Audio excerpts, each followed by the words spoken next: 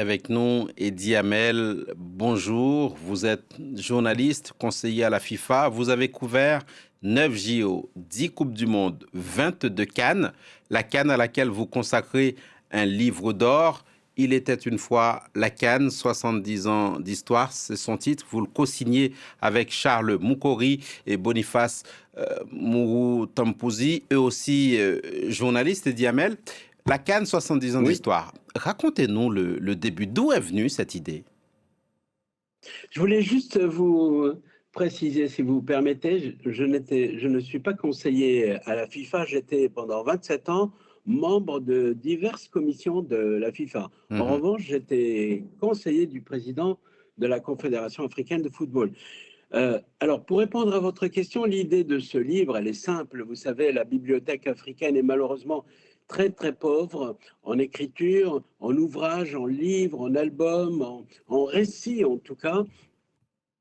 Et ayant couvert 22 éditions de la Cannes, je ne sais pas si c'est un record, en tout cas je ne m'en glorifie pas, ayant couvert autant d'éditions et vécu autant d'aventures, d'émotions, de séquences inoubliables, ben, en tant que journaliste, vous savez, vous cumulez les souvenirs, vous cumulez les émotions et les séquences, vous finissez par retracer, retransmettre ce que vous avez vécu. Il Mhm. fallait un ouvrage pour restituer surtout la grande histoire de la Coupe d'Afrique des Nations depuis 1955, non pas 57, parce que 1957, c'est l'année de la première édition, mais les premiers soubresauts de la création d'une confédération africaine, c'était en 1954, 1955 et 1956. Et c'était au Soudan, hein, qui, à l'époque, était en guerre civile. Pourquoi le Soudan?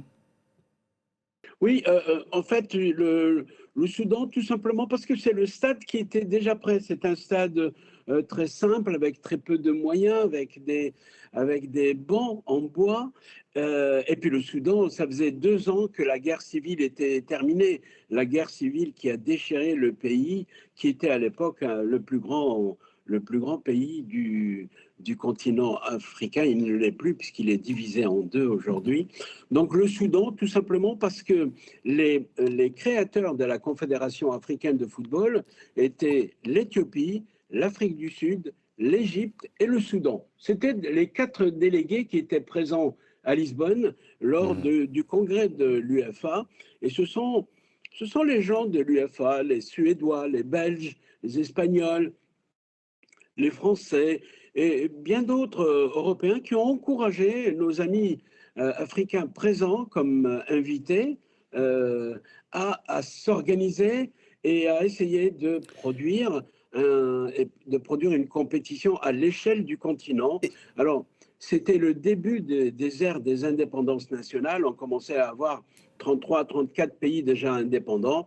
Eh bien, ces 4 dirigeants de ces 4 pays se sont organisés, ont constitué donc là, ils ont jeté les bases de la CAF, la Confédération africaine de mhm. football. Le Soudan avait un stade.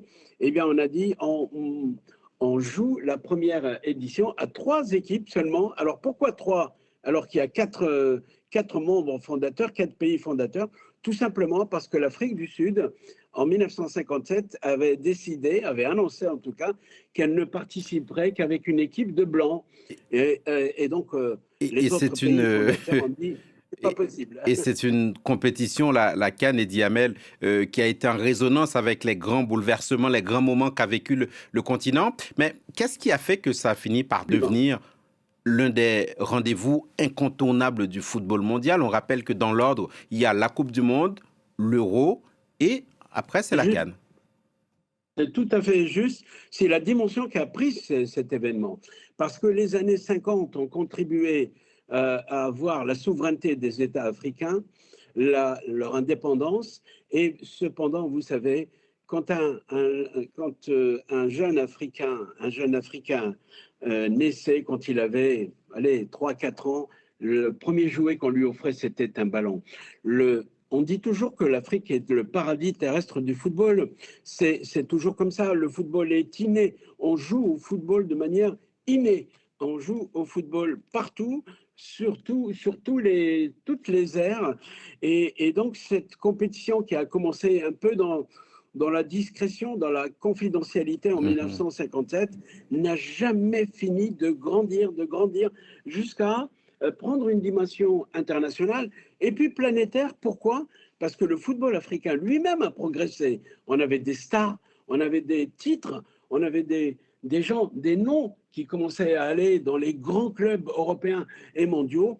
Et en comparaison de l'Amérique du Sud et de l'Asie, c'est l'Afrique qui a fait le plus grand bond en matière de technique de football, en matière d'attraction et de Mhm. spectacle. Et C'est puisque pour vous ça parlez, qu'aujourd'hui, la CAN, et puisque vous parlez d'une compétition qui a grandi, un commentaire, Eddie Hamel, sur cette annonce hier du président de la Confédération africaine de football.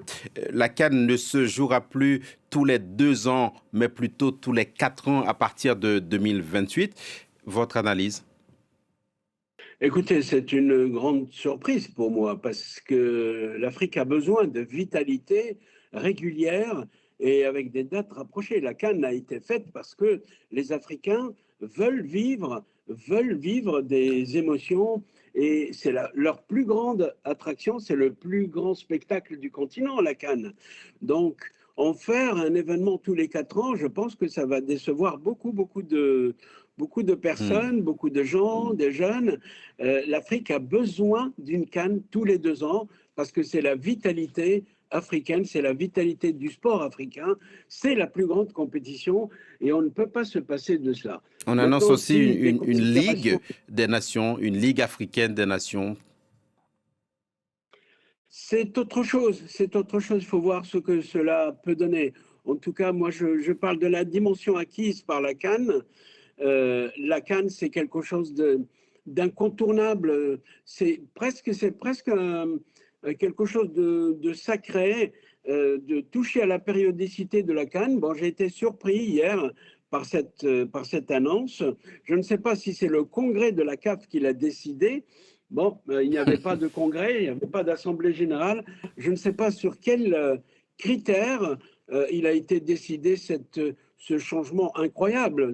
C'est une décision quand même très, très importante. Il faut voir comment les clubs, les jeunes, comment les clubs, les pays vont réagir Hmm. à cette annonce qui a surpris quand même tout le monde. On va refermer cette interview par un petit jeu de pronostic. Vous n'aimez pas cela, je le sais bien, je vous demande pardon d'emblée. Mais quand même, la compétition s'ouvre.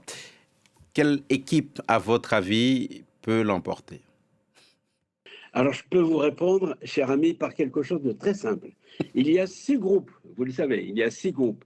Eh bien, si je vous dis que dans les 6 groupes, il y en a 5 où il y a 2 champions d'Afrique, 2 champions. Regardez, le groupe A, il y a 2 champions d'Afrique, le Maroc et la Zambie. Le groupe B, il y a 2 champions d'Afrique, l'Égypte, l'Afrique du Sud. Le groupe C, il y a 2 champions d'Afrique encore, Nigeria, Tunisie, et encore le groupe D, 2 champions d'Afrique, le Sénégal et la République démocratique du Congo. Et enfin, le groupe F, là où il y a le champion en titre, la Hmm. Côte d'Ivoire, il y a également le Cameroun, champion d'Afrique. Il n'y a que le groupe de l'Algérie, le groupe E, où il n'y a qu'un seul champion d'Afrique, c'est l'Algérie. Donc, très, très difficile de faire un pronostic. Mais moi, je mise quand même un peu sur la Côte d'Ivoire. Le Maroc est chez lui, évidemment, il est toujours un organisateur, est toujours favori. Mais la Côte d'Ivoire a quand même des potentialités aujourd'hui légèrement au-dessus, je pense, de Hmm. toutes les autres équipes. C'est mon analyse. Eddie Hamel, merci beaucoup. Il était une fois la CAN, 70 ans d'histoire, le livre d'or. Merci beaucoup pour votre analyse, pour votre éclairage. J'ajoute pour être tout à fait complet que toutes nos équipes à France Média Monde, la radio, la télé, Internet, nos chaînes WhatsApp, toutes nos équipes sont mobilisées pour vous faire vivre cette édition de la CAN, édition spéciale à 19 h, heure de Paris, avec Benoît Perrochet et ses équipes.